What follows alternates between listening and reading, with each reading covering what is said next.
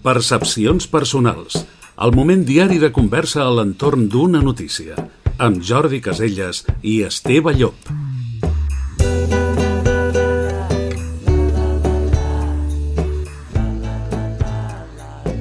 La rotació de la Terra té una tendència natural a alentir-se. És una tendència secular de milers de segles, però des de l'any 2020 s'ha detectat que en dies puntuals ha passat tot el contrari i la rotació s'ha accelerat.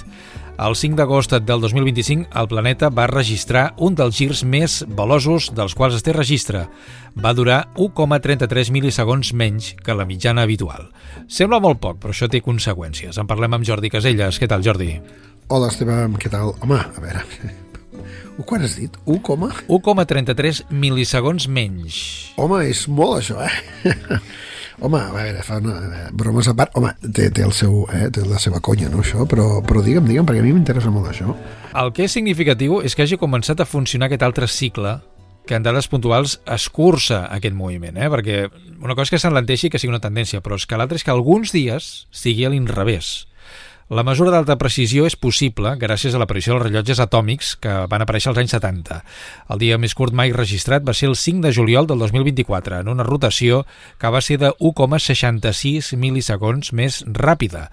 El 2025 en vam tenir 3 dies especialment curts, el 9 i el 22 de juliol i el 5 d'agost. Tots eren dies d'estiu. Contràriament al que es creu, els dies no duren 24 hores. La Terra gira en 23 hores, 56 minuts i 4 segons aproximadament. El que passa és que, a més de girar, la Terra també es mou en l'òrbita del Sol. I perquè aquest torni a ocupar la mateixa posició al cel l'endemà, hem d'afegir 4 minuts més. D'altra banda, la velocitat de 23 hores, 56 minuts i 4 segons també es modifica per diferents causes.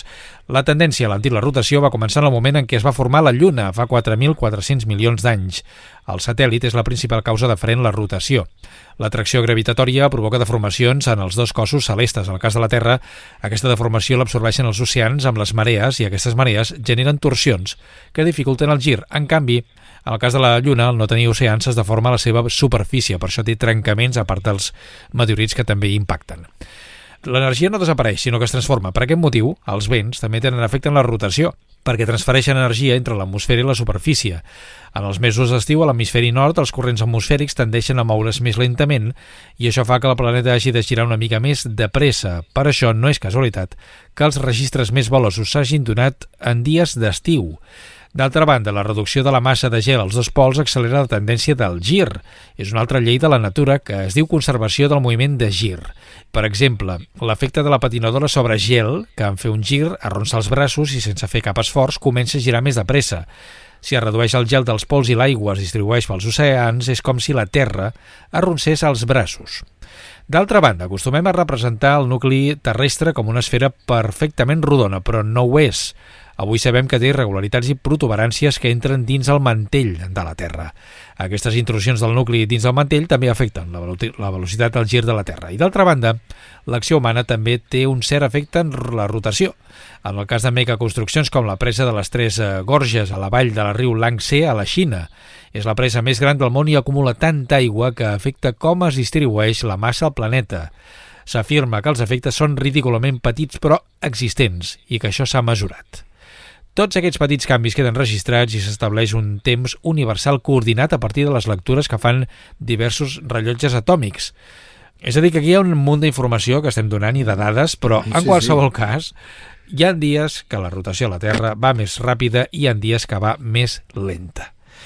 La meva pregunta, Jordi, és, a veure, si la tendència és la que és, que els dies duren més, perquè ara estem parlant d'uns dies concrets que duren menys, però la majoria de dies duren més, i la tendència és que vagi a més. Nosaltres ja no ho veurem, però si els dies duren més, vol dir que nosaltres estarem més anys vivint o no té res a veure?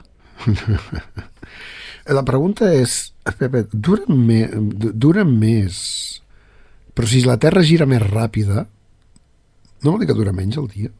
El que està dient aquest estudi és que la rotació a la Terra s'enlenteix. Si s'enlenteix, vol dir que el dia és més llarg. No, això sí. Però quan s'accelera és quan dura menys.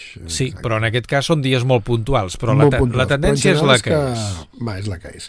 Home, clar, intentem imaginar-nos-ho, anem a jugar una mica. La Terra es va alentint, per tant el dia dura més. Cada vegada dura més.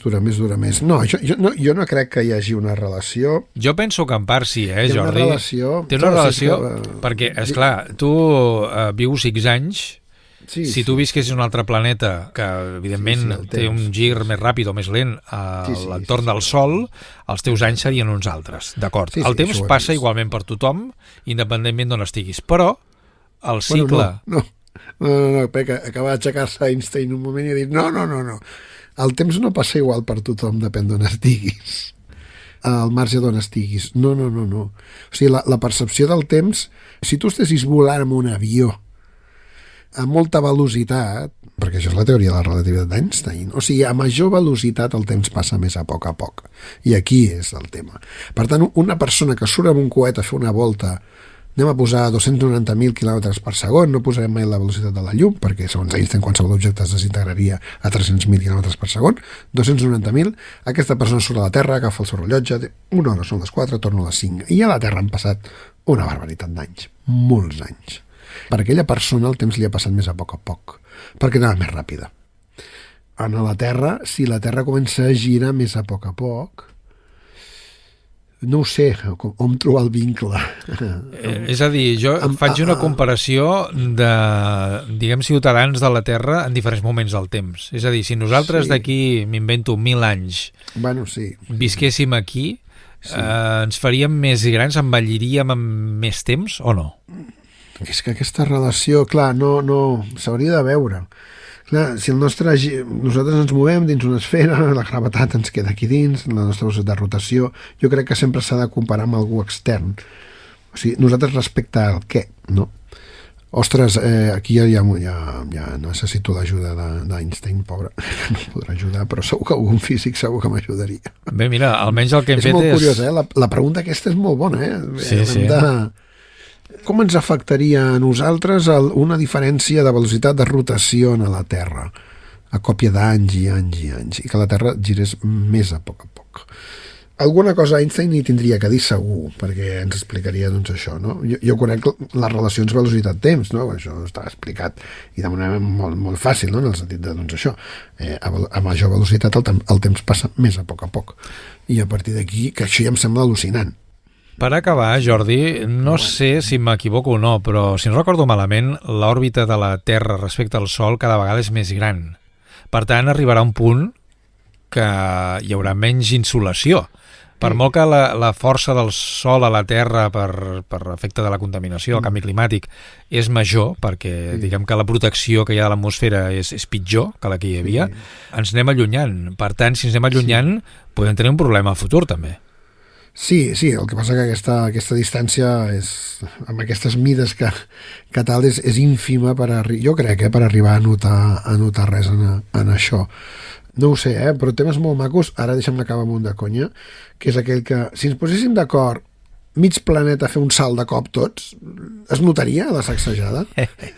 No et dic que no. Podríem acabar desviant la Terra? Compte, Molt bé, per si de cas no ho intentarem. Gràcies, Jordi. Vinga, que vagi molt bé. Adéu.